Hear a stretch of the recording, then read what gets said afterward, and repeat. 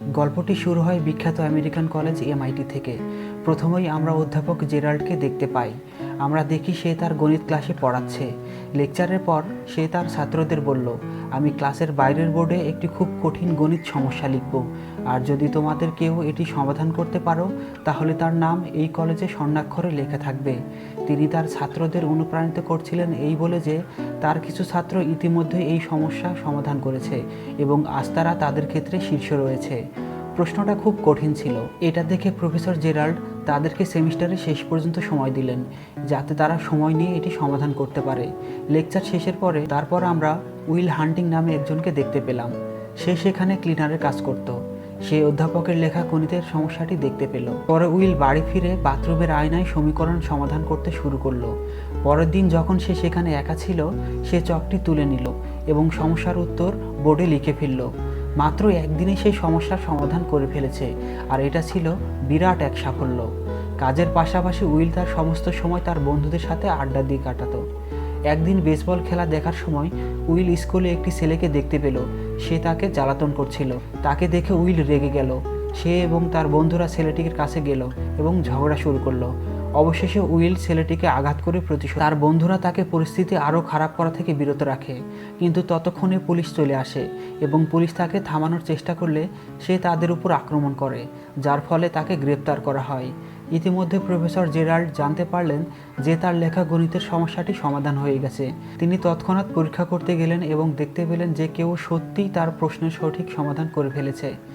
তিনি তার কিছু মেধাবী ছাত্রকে জিজ্ঞেস করলেন কে এটা করেছে, কিন্তু যখন তারাও অস্বীকৃতি জানালো তখন অধ্যাপক সম্পূর্ণ হতবাক হয়ে গেলেন। যাই হোক, অধ্যাপকের পরবর্তী ক্লাস পূর্ণ ছিল। যখন কেউ এগিয়ে এলো না তখন অধ্যাপক তার ছাত্রদেরকে বললেন যে আমি আরেকটি গণিতের সমস্যা লিখছি, যা সমাধান করতে আমার 2 বছর সময় লেগেছে। এখন তোমাদের মধ্যে যারা গণিতের প্রতিভাবান তারাও একদিনে এটি সমাধান করতে পারবে না। অন্যদিকে উইল সবেমাত্র জেল থেকে বেরিয়ে এসেছে। সে তার পরিষ্কার পরিচ্ছন্নতা শেষ করে অবিলম্বে সমস্যা সমাধানের কাজে লেগে পড়ে। ঠিক তখনই জেরাল্ড তার অফিস থেকে বেরিয়ে এসে দেখেন উইল বোর্ডে কিছু লিখছেন।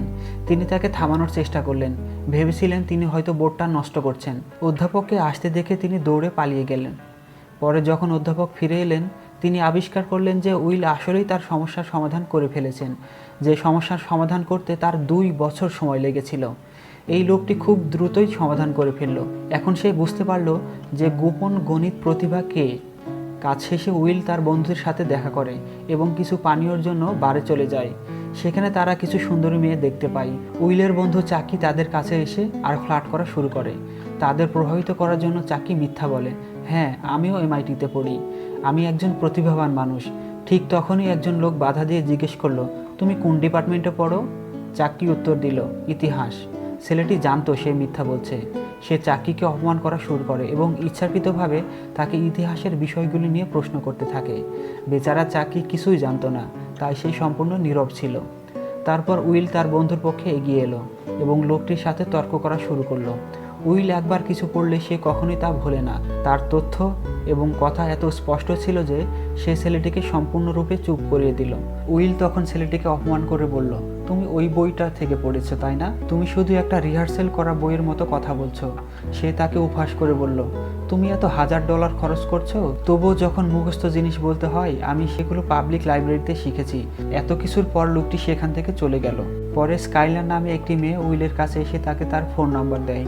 উইলের বুদ্ধিমত্তা দেখে স্কাইলার তাকে কিছুটা পছন্দ করে এবং বলে, যখন তোমার সময় হবে একদিন আমাকে ফোন করো। উইল পরে ছেলেটিকে নম্বরটি দেখালেন, যে আরও বুদ্ধিমানের মতো আচরণ করার চেষ্টা করছিল। এদিকে প্রফেসর জেরাল্ড সেই ক্লিনারটিকে খুঁজছিলেন, যিনি তার কঠিন সমস্যাটি এত সহজেই সমাধান করেছিলেন। একটু খোঁজখবর নেওয়ার পর তিনি উইলের ফোন নম্বর পেয়ে যান, যা তাকে সরাসরি আদালতের শুনানিতে নিয়ে যায়। তার বিরুদ্ধে একজন পুলিশ অফিসারকে লাঞ্ছিত করার অভিযোগ আনা হয়। উইল আদালতে নিজেকে রক্ষা করার জন্য যথাসাধ্য চেষ্টা করছিলেন, কিন্তু বিচারক বললেন, তোমার বিরুদ্ধে ইতিমধ্যেই চুরি এবং হামলার অভিযোগ রয়েছে, আর এখন আমি পুলিশের সাথে মারামারি অপেক্ষা করতে পারছি না। অবশেষে বিচারক তাকে জেলে পাঠান এবং যদি সে জামিন নিতে চায় তাহলে তাকে অনেক টাকা জরিমানা দিতে হবে। এর সাথে উইলকে জেলে পাঠানো হয়, কিন্তু সেখানে তার সাথে প্রফেসর জেরাল্ডের সাথে দেখা হয়, যার সাথে তার একটি চুক্তি ছিল। সে উইলকে বলল, আমি বিচারকের সাথে কথা বলেছি এবং তোমাকে মুক্তি দিতে আমি প্রস্তুত, কিন্তু তোমাকে 2টি শর্তে রাজি হতে হবে। প্রথম শর্ত ছিল উইলকে প্রফেসর জেরাল্ডের সাথে গণিতের ক্লাস নিতে হবে, আর দ্বিতীয় শর্ত ছিল তাকে কাউন্সেলিং করতে হবে। উইল এটা শুনে হেসে ফেলল, কিন্তু সে জেলেও থাকতে চাইল না। তার কাছে আর কোনো উপায় ছিল না, তাই সে সব শর্ত মেনে নিয়েছিল। শীঘ্রই সে প্রফেসর জেরাল্ডের সাথে তার গণিতের ক্লাস শুরু করে, আর দ্বিতীয় শর্ত অনুসারে তাকে একজন থেরাপিস্টের কাছ থেকে পরামর্শ নিতে হবে। কিন্তু সে যত থেরাপিস্টের কাছে যেত না কেন, উইল তাদের সাথে মুখ খুলতো না। তার উপর সে তাদের নিয়ে মজা করত। তিনি একদিন ওই থেরাপিস্টের লেখা বইগুলো পড়লেন এবং পরের দিন সেগুলো নিন্দা করতেন। শেষ অবলম্বন হিসেবে অধ্যাপক জেরাল্ড তার পুরনো বন্ধু সে ম্যাগুয়ারের কাছে সাহায্য চেয়েছিলেন, যিনি এখন মনোবিজ্ঞান পড়ান। প্রথমে সাই বলেছিল, এই সবের জন্য আমার কাছে সময় নেই, কিন্তু যখন জেরাল্ড তাকে বোঝানোর চেষ্টা করেছিল যে ছেলেটি খুবই বিশেষ, তখন সে রাজি হয়ে যায়। যদি সে আবার সঠিক পথে ফিরে না আসে, তাহলে সে তার জীবন নষ্ট করে দেবে। এইসব শোনার পর শাহ অবশেষে হাল ছেড়ে দেয় এবং উইলের সাথে দেখা করে, ঠিক যেমনটি সে তার আগের থেরাপিস্টদের সাথে করেছিল। উইল শ এর বইটিও পড়েছিল এবং তার নিজস্ব ধারণার উপর ভিত্তি করে তাকে উপহাস করতে শুরু করেছিল, কিন্তু শ ধৈর্য ধরে উইলের সাথে স্বাভাবিক কথোপকথন চালিয়েছিল, তার জীবন সম্পর্কে তাকে কিছু জিজ্ঞাসা না করে। তারপর উইল লক্ষ্য করল যে শ নিজেই একটি ছবি এঁকেছিলেন। চিত্রকর্ম এবং কিছু শিল্পকর্মের বই দেখে উইল শ এর জীবন সম্পর্কে নানান কথা বলতে শুরু করে। শ এখনও উইলের কথায় খুব একটা মনোযোগ দেয়নি, কিন্তু তারপর উইল শ এর স্ত্রীর কথা আলোচনার বিষয় হিসেবে তুলে ধরে। স্ত্রীর কথা শুনে শ একটু রেগে গেল। উইল বুঝতে পারল শ এর দুর্বলতা তার স্ত্রী, তাই সে বারবার তাকে তুলে ধরল। সে জিজ্ঞাসা করল কেন শ এর স্ত্রী সেখানে ছিল না। সে কি তাকে প্রতারণা করে অন্য কারোর সাথে পালিয়ে গেছে? এই কথা শুনে শাহ সম্পূর্ণরূপে মেজাজ হারিয়ে ফেলে এবং উইলের গলা চেপে ধরে। সে উইলকে সতর্ক করে দেয় সে যেন আর কখনো তার স্ত্রীকে অসম্মান না করে। তারপর উইল বলে শ এর সময় শেষ। শ যখন তাকে ছেড়ে গেল, শ এর মেজাজ দেখে প্রফেসর জেরাল্ড ভেবেছিলেন যে তিনি আর কোনো সেশনে রাজি হবেন না, কিন্তু শ বললেন, হ্যাঁ, আমি তাকে পরামর্শ দেব। পরের সপ্তাহে নিয়মিত এটা আমার কাছে আনবে। কাউন্সিলিংয়ের পর উইল স্কাইলারের সাথে ডেটে গেল। ডেটে উইল জানতে পারল যে স্কাইলার একটি খুব ধনী পরিবারের থেকে এসেছে এবং বর্তমানে হার্ভার্ডে পড়ছে। তারা দুজনেই একসাথে দারুণ সময় কাটিয়েছে। তারা তাদের সুন্দর প্রথম ডেটটি একটি চুম্বনের মাধ্যমে শেষ করেছিল। পরের সপ্তাহে যখন উইল শ এর সাথে দেখা করতে আসে, শ তাদের বাইরে গিয়ে কথা বলার পরামর্শ দেয়। শ উইলকে একটি পার্কে নিয়ে গেল এবং তার সাথে কথা বলা শুরু করলো। শ উইলকে বলল, তুমি যা বলেছ তা নিয়ে আমি অনেক ভেবেছি। অবশেষে আমি বুঝতে পেরেছি যে তুমি কেবল একটি ছোট বাচ্চা। তুমি কি বলছো তা কিছুই বুঝতে পারছো না। তুমি একটি অভদ্র। শাহ উইলকে বলল, আমি বুঝতে পারছি তুমি কথা বলতে চাও না, হয়তো তুমি ভয় পাচ্ছ, কিন্তু ছেলে, একটা কথা মনে রেখো, তোমাকে একদিন কথা বলতেই হবে, না হলে জীবনের সব ভালো জিনিস হারাবে। পরের দিন উইল তার বন্ধু চাক্কির সাথে একটি নির্মাণস্থলে কাজে গেল। সে স্কাইলারকে ফোন করলো, কিন্তু সে কথা বলতে ভয় পেল। শাহ এর সাথে তার তৃতীয় থেরাপি সেশনে উইল একটি কথাও বলল না এবং শাহও কোনো কথা বলল না। দুজনেই পুরো 1 ঘন্টা চুপ করে রইল। চতুর্থ অধিবেশনটি একইভাবে শুরু হয়েছিল। কেউ কিছু বলল না। তারপর বিরক্ত হয়ে উইল শ এর সাথে একটি রসিকতা করলো। এটিকে ইঙ্গিত হিসেবে ধরে নিল যে উইল হয়তো কথা বলতে চাইবে। সে তাকে জিজ্ঞাসা করলো, তোমার কি কোনো বান্ধবী আছে? উইল তাকে স্কাইলার সম্পর্কে বলল। তাদের প্রথম ডেটটা কেমন দারুণ কেটেছিল, কিন্তু এখন তারা কথা বলতে পারে না। শাহ কেন জিজ্ঞেস করলো এবং উইল উত্তর দিল, আমি মনে করি স্কাইলার আমার জন্য খুব ভালো এবং যদি আমি তাকে দেখতে থাকি তাহলে সব কিছুই নষ্ট হয়ে যাবে। একদিন সে বুঝতে পারবে আমি তার যোগ্য নই। শ তাকে বুঝিয়ে বলল যে কেউই কারো চেয়ে ভালো নয়, সবারই কিছু ভালো এবং কিছু খারাপ গুণ আছে, কিন্তু গুরুত্বপূর্ণ বিষয় হলো সেই ব্যক্তিটি তোমার জন্য উপযুক্ত কিনা। আরও ব্যাখ্যা করতে গিয়ে শ তার স্ত্রী সম্পর্কে বললেন। তিনি বললেন তিনি একজন অসাধারণ মানুষ। তিনি তাকে খুব ভালোবাসতেন, কিন্তু তিনি মাঝে মাঝে ঘুমের মধ্যে পুরো ঘরে দুর্গন্ধ ছড়িয়ে দিত। তার কথা ঘরের পরিবেশ বদলে দিল। উইল এবং শ দুজনে হেসে উঠলেন। এটি তাদের আরও কাছে এনেছিল এবং উইল শ এর কাছে আরও কিছুটা স্বাচ্ছন্দ্য বোধ করতে শুরু করেছিল। অধিবেশন শেষ হয়েছিল এবং শ তাকে মেয়েটির সাথে কথা বলার পরামর্শ দিয়েছিল। উইল শার সেশনে এতই মগ্ন ছিল যে তাকে মনে করে দিতে হয়েছিল যে আজকের অধিবেশন শেষ হয়ে গেছে, চলো এখন আমরা চলে যাই। শর পরামর্শ অনুসরণ করে উইল স্কাইলারের কলেজে গেল এবং তাকে আবার বাইরে যেতে বলল। আমি তোমার সাথে বাইরে যেতে চাই, কিন্তু আমার একটা খুব কঠিন সমস্যা আছে যার সমাধান করতে কয়েকদিন সময় লাগতে পারে। উইল আর অপেক্ষা করতে পারল না, তাই সে তাকে প্রশ্নটি দেখাতে বলল। প্রশ্নটি দেখে সে দ্রুত উত্তরটি একটি ন্যাপকিনে লিখে ফেলল। তারপর উইল বলল, এখন তোমার আর কোনো অজুহাত নাই, আমার সাথে চলো। তাদের দ্বিতীয় ডেটের সময় স্কাইলার উইলকে তার পরিবার সম্পর্কে জিজ্ঞাসা করেছিল এবং উইল মিথ্যা বলে তার 12 জন ভাই আছে। স্কাইলার বলল, আচ্ছা শুধু তাদের নাম বলো, এবং উইল দ্রুত সিরিয়ালে 12 জনের নাম বলেছিল। স্কাইলার সন্দেহ করলেন যে তিনি মিথ্যা বলছেন এবং বললেন, শুধু নামগুলো আবার পুনরাবৃত্তি করো, কিন্তু আপনার ইচ্ছাশক্তি অসাধারণ। তিনি একই নামগুলো আবার বললেন। যাই হোক, উইল তার পরবর্তী থেরাপি সেশনে শাহর সাথে দেখা করে জিজ্ঞেস করলেন, আপনার স্ত্রীর সাথে দেখা করার জন্য কি কখনো অনুশোচনা হয়েছে? তার মৃত্যুর পর আপনি নিশ্চয়ই অবিশ্বাস্যভাবে একাকী হয়ে পড়েছেন, এবং যেহেতু আপনি তাকে এত ভালোবাসতেন তাই আপনি অবশ্যই অবিশ্বাস্যভাবে দুঃখিত হয়ে পড়েছেন। এই প্রশ্নের উত্তরে তাকে তার স্ত্রীর কথা কিভাবে দেখা হয়েছিল তা বলেছিলেন। আমি যখন তাকে প্রথম দেখি তখন সে তার বন্ধুদের সাথে বেসবল খেলার টিকিট কিনতে লাইনে অপেক্ষা করছিল। এটা একটা ক্লাসিক ম্যাচ ছিল। তাই উইল জিজ্ঞেস করলো, তুমি কি খেলাটা সরাসরি দেখেছো? তুমি কত ভাগ্যবান। শাহ উত্তর দিল, আমি খেলাটা পরে টিভিতে দেখেছি। আমি আমার বন্ধুদের ছেড়ে ওই মেয়েটির সাথে ডেটে গিয়েছিলাম, সেই একই মেয়ে যে পরবর্তীতে তার স্ত্রী হবে। উইল বিশ্বাস করতে পারছিল না যে এত ভালো খেলা ছেড়ে দিয়ে মেয়ের সাথে কিভাবে সময় কাটালো। উত্তর দিল, তার সাথে দেখা করার জন্য আমি কখনোই অনুতপ্ত হইনি। যদিও সে আমার জীবনে মাত্র কয়েক বছরের জন্য ছিল, তবুও সেই বছরগুলো ছিল সবচেয়ে সুন্দর। আচ্ছা, পরে স্কাইলার উইলকে জিজ্ঞেস করলেন, তুমি আমাকে তোমার বন্ধু বান্ধব এবং পরিবারের সাথে পরিচয় করে দাও না কেন? উইল তখনও তার জীবন সম্পর্কে তাকে মিথ্যা বলে আসছিল, কিন্তু সে তার বন্ধুদের সাথে তাকে পরিচয় করে দিতে রাজি হলো। স্কাইলার, উইল এবং তার বন্ধুরা একটি বারে দেখা করেছিল এবং স্কাইলার সত্যিই উইলের বন্ধুদের পছন্দ করেছিল। তারা সবাই একসাথে দারুণ সময় কাটিয়েছে।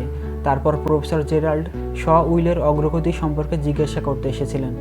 বললেন যে উইল ধীরে ধীরে মুখ খুলছে, কিন্তু সম্পূর্ণ স্বাচ্ছন্দ্য বোধ করতে তার আরও কিছুটা সময় লাগবে।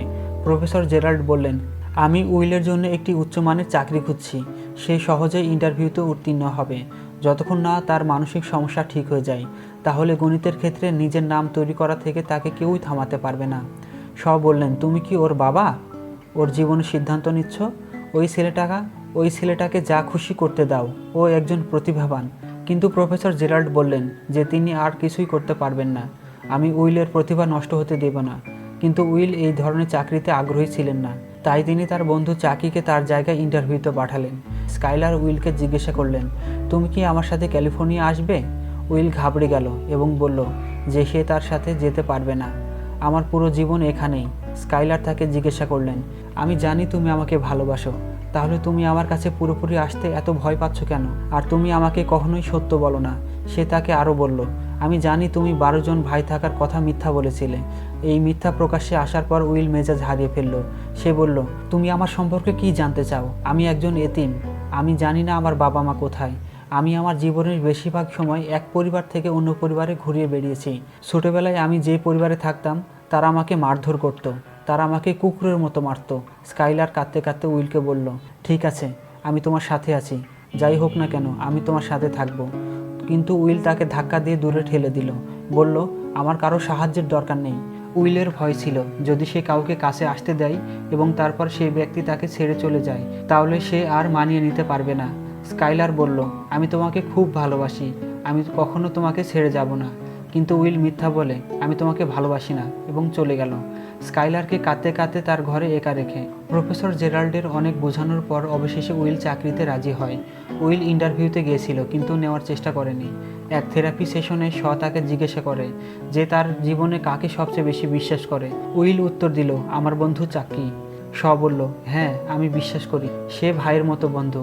সে তোমার জন্য তার জীবন দিতে প্রস্তুত, কিন্তু তুমি বন্ধুদের সাথে তোমার জীবন কাটাতে পারবে না। তারপর তাকে জিজ্ঞেস করলো, তুমি কিভাবে তোমার জীবিকা নির্বাহ করো? উইল উত্তর দিল, আমি একজন দিনমজুর হিসেবে কাজ করি। আমি নির্মাণে খুব ভালো। আমি সারা জীবন এটাই করব আর এভাবেই চলবো। তখন তাকে বলল, তুমি সারা জীবন এই কাজটাই করেছো আর এটাই তোমার ক্ষোভ হিসেবে মেনে নিয়েছো। তুমি এখান থেকে বেরিয়ে আসতে ভয় পাচ্ছ, আর সেই ভয় তোমাকে পরিপূর্ণ জীবনযাপন করতে বাধা দেবে।